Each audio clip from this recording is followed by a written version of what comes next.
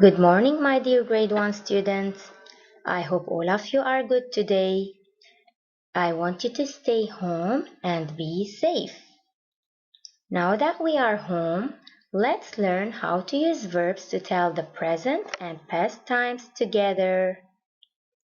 Are you ready? Let's start.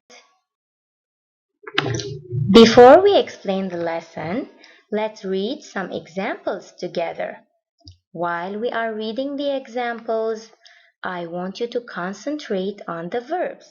Ready? Let's start. Fred mixes paint from many flowers.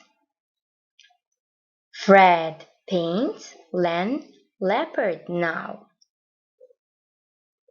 The animals like their spots now. All these are happening now. Now let's read the next column, which happened in the past. Fred mixed paints from many flowers last year. Fred painted Jill Giraffe yesterday. The animals liked their spots last week. Can you see the difference that we have between the verbs? Now, let's take a closer look on them. The verbs which are now,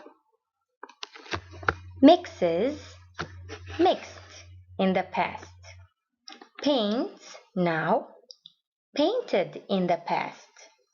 Like, liked in the past.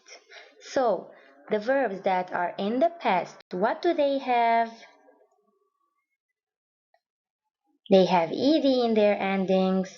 Verbs in the past time love to have ed in their endings. Use. When we want to tell what is happening now, or usually happens, we use the present time. But when we want to tell what happened in the past, we add ed to the end of the verb. Let's take some more examples. Now, work.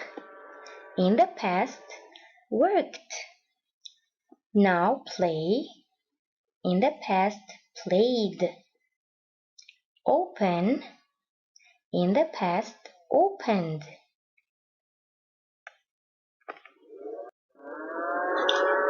I hope everything was clear.